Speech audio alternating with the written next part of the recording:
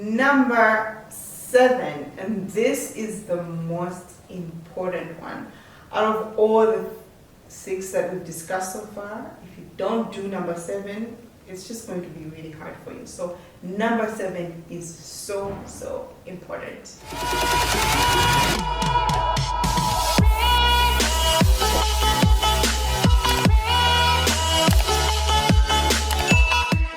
Hi guys, my name is Prudence Kasinja and this is Money Talk with Prue. Welcome back guys to my YouTube channel. I know it's been a while. I know I have definitely missed you, but I want you to know that I'm back now and this time I'm here to stay. If you are new to this channel, I also say welcome, and the very first thing we ask all our new viewers is to, hit that subscribe button and hit that notification bell so that you are officially part of the family and that you're notified every time we upload new videos. Now, our existing subscribers, you will notice that we've changed the name of the channel from Prudence Kasinja to Money Talk with Prue. So don't worry, you're still in the right place where we talk about all things finance. That's from personal finance, small business management, and financial literacy. Now, because it's been a while, I thought it wise that we should go back to the basics. So rightfully so, this video is about the basics of personal finance. While specifically it's the 7 basic things about personal finance you should know.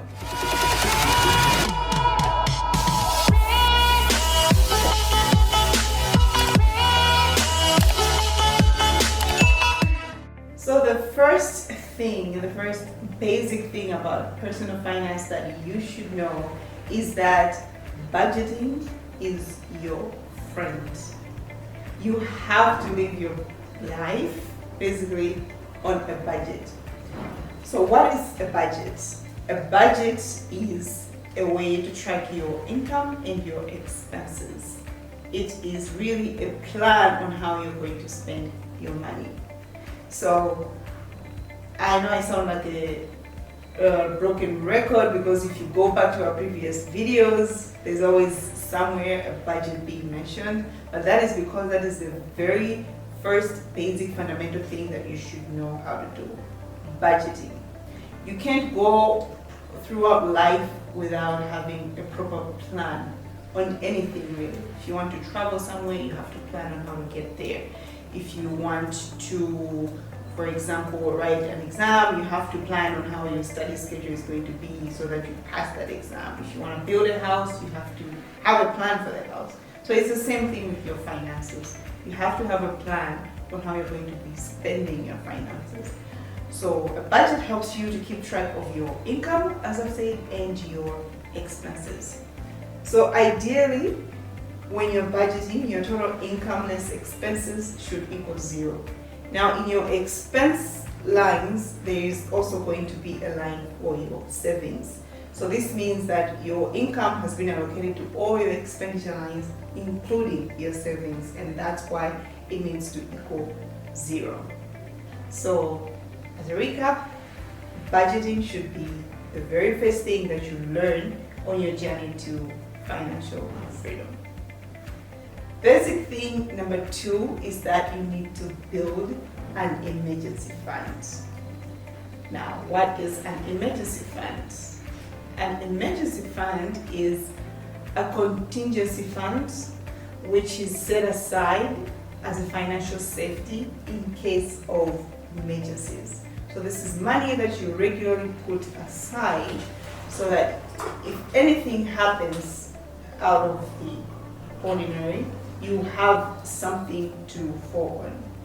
So the first thing is that you need to come up with a figure of what your monthly expenses are, because your emergency fund needs to be made up of at least 3 to 6 months worth of your expenses. So this is actually tied in to the budget, because when you budget, you're going to be able to tell yourself to know that per month I need to have a certain amount of money so that I survive okay. And then when you're building your emergency fund, you have to take that figure and then you multiply it by either 3 months, 4 months, 6 months. It just depends on what you've decided, what kind of cushion you want to have. So this emergency fund should not give you like headaches, that if you, for example, if you have nothing right now and you're hearing me say that you need to have at least 6 months of living expenses set aside, don't think that you are failing in any way. The thing is, building an emergency fund takes time. And with anything that takes time, for it to be accomplished, you need to take it slowly, step by step. So the first thing would be that, finding out how much you need per month. The second thing would be to decide how much you want to save up. So it should be at least minimum 3 months worth of living expenses, or up to 6 months or more if you want. But once you decide how much you want to save, you're then going to divide that amount by the number of months you've decided to save. So it could be 6 months, it could be a year, it could be 2 years that you're building up your emergency fund. However, whatever suits you, really. So don't feel overwhelmed to say that just because you have nothing now, it means in 6 months you should have 6 months worth of living expenses. No, take it slow, but you should start building an emergency fund.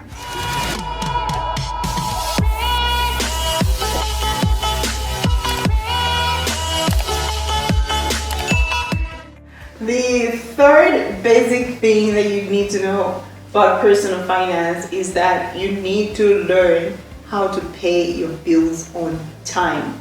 Your bills and your debts, they need to be paid on time. So when I'm talking about your bills, I know different people have different expenses, but the common ones are your rentals, your utilities, and your debts. So these three are very important, and you need to make sure that you're paying them on time. Why is that? Okay, so the first one is your rentals. It's your rent, it's where you live. Okay? You need to make sure that you have a place to go to rest after a long day's work, to sleep peacefully at night. So make sure that your rentals are paid. Right now in Malawi, when you are like finding a place to live, the landlords don't really do background checks. Mostly it's you find a house today through an agent, tomorrow you're paying, and no paperwork is even signed. But things are quickly changing. As you know, because of the internet, most of the things that we're doing now in Malawi are originated from the Western world. And for example, in the US, if you want to get a house, you need to fill a whole bunch of paperwork, a whole bunch of terms and conditions that need to be discussed. And your reference, your referrals are like key. Now, there are some of you people here, you're renting houses, but for the landlord to get their money, it means phone call after messages, you keep ignoring them. And instead of actually maybe going to discuss some sort of payment plan, you just flat out ignore the landlord. You're creating a bad name for yourself. So in future, these things are not going to just be as easy as getting a house, seeing it on Facebook, getting it immediately. You're going to be filling in paperwork. So you need to start building that habit today of being able to pay your rentals on time so that you get the name of being a good tenant. Okay? Number 2 is your utilities, your water and your electricity. Water is life, as the water board says. And right now, the water board or ESCOM, they are really everybody wants money. So they are really on their game. If you are late on your bills, they come and cut off the service. You don't want that. Especially if you have prepaid, that's even worse, it just flat out goes out, So you have to be able to budget and be able to tell that, okay, for a month I need 30,000 worth of water. Buy that or pay your bill if it comes in time. so that you don't have those necessary things cut off. The third thing is your debt. You need to be paying your debts on time. So I know people borrow from so many different places. You can borrow from friends, from family. But right now I'm talking specifically if you have any financial instruments from a financial lending institution. So this could be a bank or a microfinance firm. If you have borrowed money, if you have debt with these institutions, it is key that you pay them on time. Again, as I said, we are moving now almost side by side with the Western world. We used to be hearing about your credit score and whatnot from like movies only, especially American movies. You know, they're always talking your credit score is how much, 480 or 800. Right now, Malawi is also doing that. Maybe we are not yet on the scores, like on those figures, but they are doing that. We have the Malawi Credit Bureau.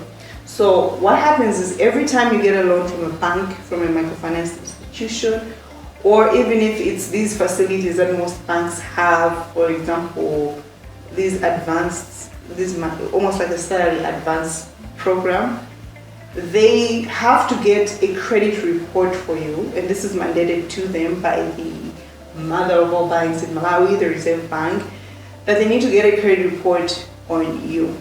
So every time you miss a payment, it means that they report that to the credit bureau, and the credit bureau is slowly building up a profile on you. Now, you may think you are winning now by dodging the banks and whatnot, but we have to be doing things not just for now, but for the future. There may come a time that maybe you don't have a business now, but you are going to build a business and you need some finance from the bank or a microfinance institution, or you may want to get a mortgage. Those things will come back to haunt you. You'll be surprised to say, oh, sorry, we can't loan you money because you have proven to be a bad creditor. How come? They'll just print out that report for you. So it is good for you to pay your debts on time so that you have a good credit report. Now, this how to build a good credit and whatnot, it's also a very deep topic. So we're going to discuss that in another video, but at least you should know that. And another thing, if you like access the student loan from the Student Loans Board in Malawi, that's actually where they got most of their data for university students. So they started building a credit report on you from there. Because once you graduate, I think you're given some grace period. I'm not sure how long it is, a year or two, but you need to start paying back that money. If you're not paying back that money back from the time that you were told to start paying back that money, you should know that you are slowly building a bad credit report. So you can visit the credit report, the credit bureau. They are mandated actually, if you want to have like a report for yourself, what they have on you, they can totally give you that after filling out some forms. So yeah, pay your bills, your utilities on time so that you build a good credit report. Your credit worthiness should be, yeah. So that's number 3.